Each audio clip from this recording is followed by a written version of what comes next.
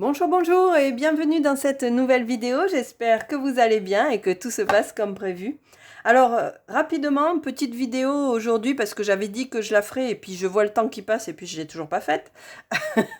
Donc, je voudrais quand même que mon bilan de quinzaine se fasse autour du 15 qui arrive très très vite. Donc, voilà. Du coup, là, je préfère la faire un petit peu avant. Je voulais faire une vidéo justement pour expliquer ce que moi je fais de la prime de rentrée, voilà, la prime de rentrée scolaire, parce que du coup j'ai eu des discussions avec des gens autour de moi qui me demandaient alors finalement c'est suffisant ou c'est pas suffisant. Moi perso, attention, hein, il n'y a pas du tout de jugement ou de quoi que ce soit.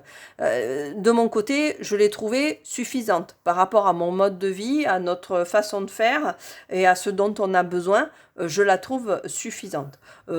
Après, je peux concevoir que d'autres ne la trouvent pas suffisante. Et c'est pour ça que je trouve intéressant justement de partager ce que moi je fais parce que ça peut ouvrir à discussion aussi. Les gens qui m'ont demandé ça sont pas forcément des gens qui sont avec des enfants. Donc du coup, ils sont déconnectés un petit peu du truc et ils n'arrivent plus justement à se rendre compte de est-ce que finalement c'est impossible de faire quoi que ce soit avec cette aide qui est trop faible ou au contraire est-ce que cette aide est trop énorme et est-ce que ça fait trop de dépenses, etc. Donc comme ils avaient les deux ils avaient visiblement vu des articles et vu des reportages où il y avait les deux, hein, et ben du coup, ils m'ont posé la question. Donc voilà, donc je trouve que c'est intéressant là de pouvoir vous partager moi ce que je fais. Donc n'hésitez pas à me donner vous un petit peu votre avis, qu'est-ce que vous faites vous de votre côté si jamais vous avez des enfants bien évidemment. Euh, et puis voilà, donc en tout cas moi, je vous donne un petit peu ce que je fais avec mes deux collégiennes et cette somme qui m'arrive, qui est une somme de 840 euros. Hein. Donc 840 euros, c'est pour deux collégiennes.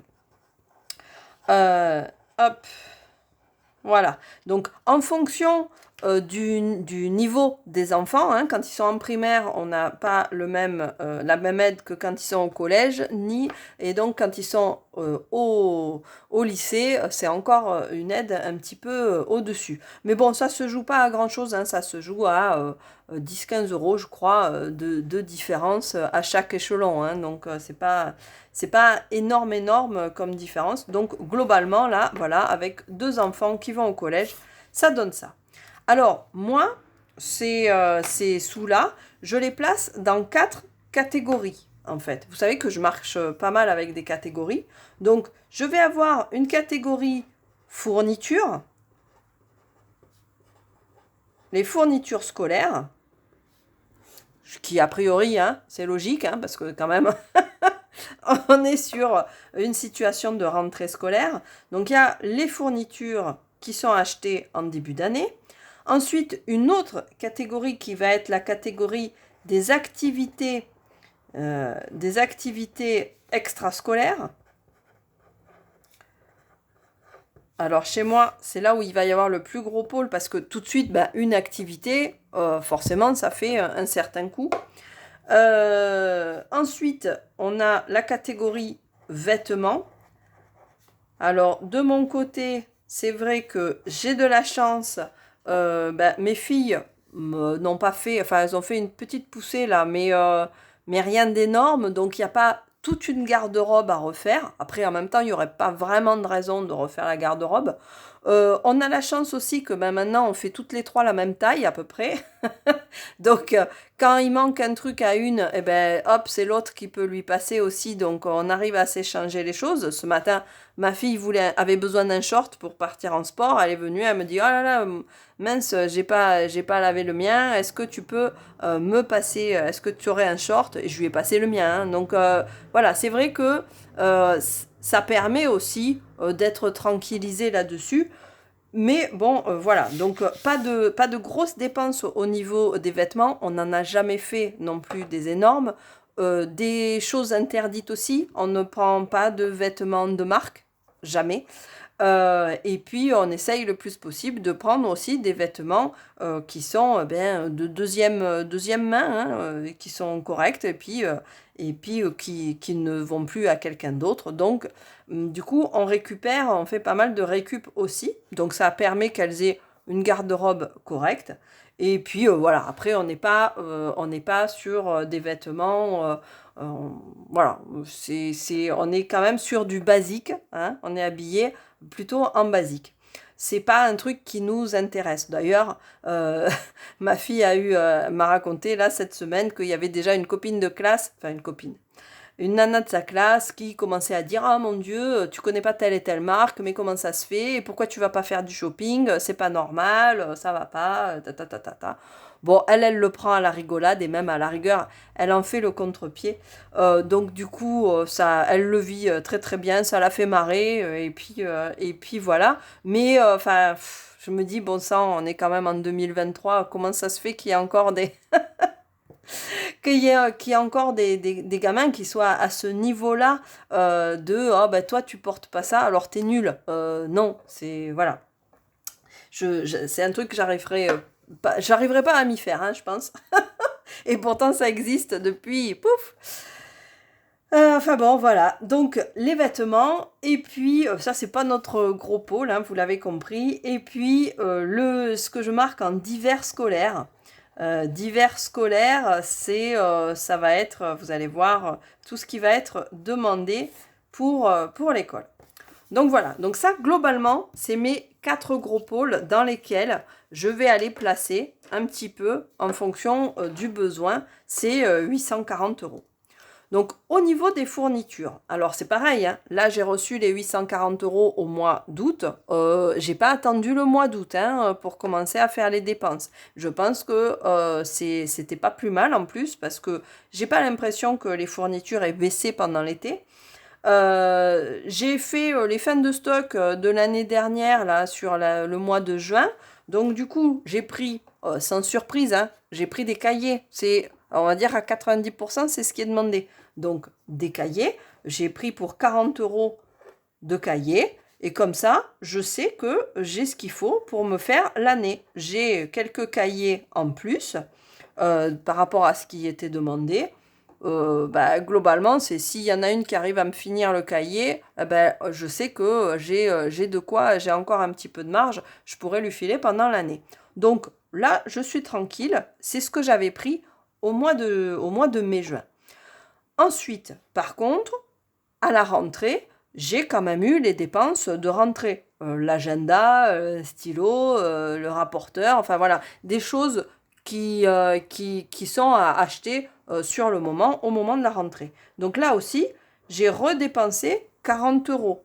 Donc 40 euros en stylo, c'est ce que je disais. J'ai acheté un rapporteur parce que l'ancien qu'elle avait a cassé. Hein, tous ces trucs en plastique là dans les sacs, c'est insupportable. Que ce soit les équerres, les règles, tout ça. Bon, ça finit par prendre un coup de pied ou ça se fait asseoir dessus, j'en sais rien. Bon, voilà. Donc, du coup, il avait cassé. Et là, j'ai acheté direct un métallique. L'année dernière, j'avais pris une règle pour mon autre fille, les règles qui se tordent aussi, là. Comme ça, on est tranquille. Hein. Donc, évidemment, là aussi, 40 euros pour les deux, ça veut dire que les choses qu'on a déjà, on avait un stock de colle, j'ai pas racheté de bâton de colle. Ça sert à rien. Il m'en restait de l'année dernière. Pareil pour les gommes. Si j'ai un stock de gommes, je vais pas racheter des gommes. Alors, c'est pas la gomme qui fait coin-coin, qui fait ceci, qui fait cela. Hein. C'est de la gomme blanche simple. Hein. Voilà. Donc, mais il n'y a pas besoin de plus. Au final, c'est ça qu'elles vont utiliser. Donc là, ces 40 euros, ça n'est que les choses dont elles avaient vraiment besoin là maintenant. Donc l'agenda, par exemple, je ne pouvais pas vraiment l'acheter à un autre moment. Voilà.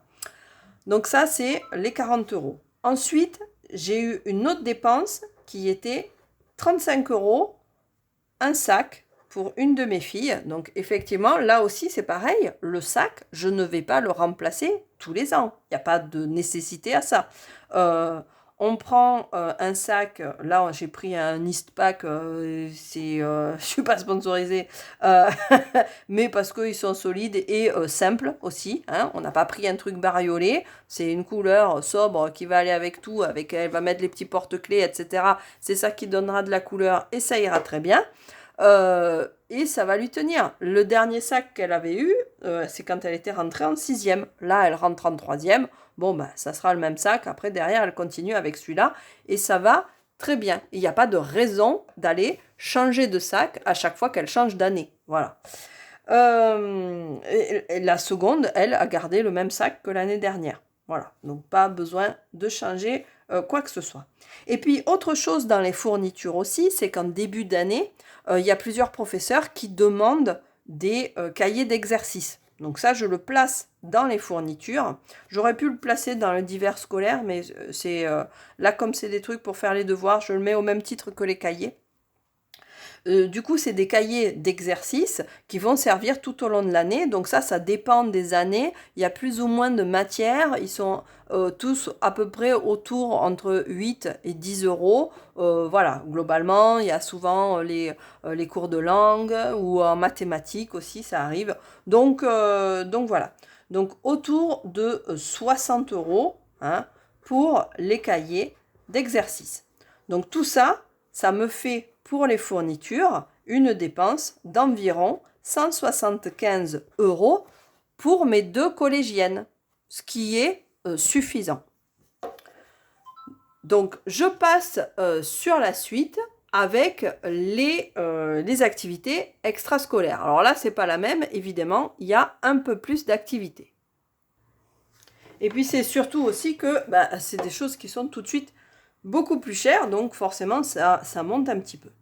Donc au niveau des activités, alors j'en ai une qui m'a dit cette année, tu sais, je vais essayer de pas faire vraiment d'activités régulières parce que du coup je voudrais pouvoir, elle a le brevet à la fin de l'année et elle voudrait pouvoir travailler correctement. Donc bien évidemment, hein, je ne vais pas lui dire non, d'autant qu'elle a une très bonne excuse. Donc du coup, par contre, la plus petite, elle va faire 2 activités qui vont coûter 350 euros. Hop. Donc 350 euros, déjà, ça va être ses activités. En plus de ça, là, pour le coup, il faut que je lui change les vêtements qu'elle avait. Ce sont des activités qu'elle fait depuis plusieurs années et elle a besoin de renouveler, parce que là, elle a grandi vraiment. Donc, elle a besoin de renouveler un petit peu ses vêtements. Donc, j'ai dépensé 35 euros pour lui changer ça. Et ensuite, par contre, la grande, comme elle ne va pas avoir d'activité régulière, je vais lui garder de côté, par contre, je lui garde 165 euros, pour que ce soit honnête quand même par rapport à elle, je lui garde 165 euros pour des sorties qu'elle aura envie de faire avec les copains. Voilà, elle aura envie d'aller peut-être passer un petit moment, d'aller faire peut-être... j'allais dire les magasins. Après ce que j'ai dit tout à l'heure, c'est pas trop le truc qu'elle va faire, mais aller faire un ciné ou quelque chose comme ça, ou une petite activité en extérieur, et un petit coup d'acrobranche ou une histoire comme ça. Et donc, du coup, ça aura un coût forcément. Donc là, je le garde sur des sorties en fait ponctuelles. Hop, sortie ponctuelle pour la grande. Hop. Et voilà. Donc ça, au niveau des activités extrascolaires, eh bien, ça me permet, c'est vrai que j'avoue que cette aide me permet quand même de faire en sorte que mes filles puissent avoir des activités extrascolaires et puissent s'épanouir aussi en dehors du milieu familial. Alors, je dis en dehors, hein, c'est pas très loin, je connais tout le monde. Hein. avec qui elle va pas, elles vont faire les activités, mais parce on est dans un petit lieu, on va dire, mais du coup voilà, elles sont quand même en dehors, elles voient d'autres personnes qui ne sont ni les personnes de l'école ni les personnes de la famille, et je trouve que c'est plus épanouissant pour les enfants. Donc ça me paraît aussi faire partie de l'équilibre que mes filles doivent avoir, de pouvoir s'épanouir dans une activité qui n'est pas faite avec nous. Voilà. Donc du coup, ça, on en a pour 550 € au niveau des activités extrascolaires. Les vêtements, bon bah à part donc on a eu quelques survêtements à acheter, un sweat, un t-shirt, voilà, des choses comme ça. Au niveau des baskets, on est ok, celle de l'année dernière suffisait et bah, ça leur va aussi, hein, donc pas de problème. Voilà, donc au niveau des vêtements, on a dépensé 60 € vraiment pour la rentrée. Je sais que pendant l'année, il peut très bien y avoir d'autres choses qu'on va prendre, mais c'est pareil, ça fait partie des dépenses courantes qu'on va assumer, nous, en tant que parents, quoi. Donc, évidemment, un enfant, euh, j'allais dire, c'est comme un animal de compagnie. C'est pas bien, hein. Ça fait un peu parent indigne. Mais effectivement, ça a un coût. Il faut pas se dire, ah bah tiens, c'est à d'autres de payer pour mes propres enfants. Donc là, voilà, s'il y a un blouson, une veste à acheter, bah forcément, ça fera partie du budget qu'on fait chaque mois avec un budget vêtements. C'est pas pour rien. C'est pas pour que moi, je m'achète des vêtements. Voilà. Donc du coup voilà, donc en fourniture de vêtements, on a dépensé nos 60 €. Et puis au niveau divers scolaires, là c'est vraiment autre chose que des cahiers d'exercice, des cahiers, des stylos, etc. Là je suis plus sur les photos. Je sais très bien qu'il va y avoir la photo de classe. Là pour le coup je trouve que c'est un peu abusé quand même au niveau des tarifs. Donc là on en est sur du 40 €. 40 €, je pense qu'il va y avoir encore cette année, parce qu'il y a la photo ceci, parce qu'il y a le magnet, parce que machin. Bon, ça leur fait plaisir, c'est un souvenir. Je sais que moi, je leur ai fait voir les miennes à leur âge de photos de classe. Donc, ben voilà, c'est... Du coup, je leur prends à chacune, et il y en a à peu près pour 20 €, 20 € pour l'une, 20 € pour l'autre. Et puis, il y a aussi l'adhésion au foyer du collège. Donc là, il y en a environ pour 15 € pour les deux. Donc ça, je sais aussi, ça leur permet par exemple, de passer certains concours, les concours de maths, les concours d'anglais. Elles aiment bien faire ces petites activités qui sont en dehors hein, du temps, en dehors de la scolarité, mais voilà, ça les amuse. Donc du coup, bah, j'hésite pas, c'est la petite dépense que je fais aussi chaque année. Et puis ça permet aussi au collège de fonctionner, de pouvoir attribuer des aides aussi à des gens qui peuvent en avoir besoin. J'en ai bénéficié moi aussi à un moment donné. Donc c'est pour ça que ça me paraît important bah, d'y participer. Voilà. Donc, hop, voilà, là, ça en est pour 55 €. Et donc, si j'additionne 55 plus 60 plus 550 plus 175, j'arrive effectivement à 840. Mais a priori, j'ai de quoi faire sur toute la rentrée. Ce n'est pas que des vêtements, ce n'est pas que des fournitures, c'est un petit peu tout un tas de choses effectivement qui viennent se mêler et qui permettent en période de rentrée d'arriver à gérer toutes ces dépenses à la fois, puisque là, elles sont dépensées sur l'espace de, normalement, enfin dans la grande majorité, elles sont sur l'espace de un mois pour le mois de septembre. Donc du coup, ça permet effectivement d'arriver à les gérer au même moment. Donc voilà pourquoi cette aide est vraiment appréciable à cette période-là, parce que ben, du coup, ça permet de pallier à tout ça. Voilà, quand on n'est pas dans, enfin, je pense pas être dans l'excès et je pense pas être sur quelque chose de particulièrement exceptionnel ni particulièrement non plus rigoureux complètement coincé non plus parce que bah, finalement il y en a un petit peu pour tout, hein, pour se faire plaisir avec un joli petit stylo comme on a envie, mais aussi en faisant un peu attention sur les vêtements ou en faisant, voilà. Donc, en arrivant à tout imbriquer, je pense que ben, on arrive à avoir quelque chose d'un petit peu cohérent et qui correspondra en tout cas à leurs besoins. Voilà.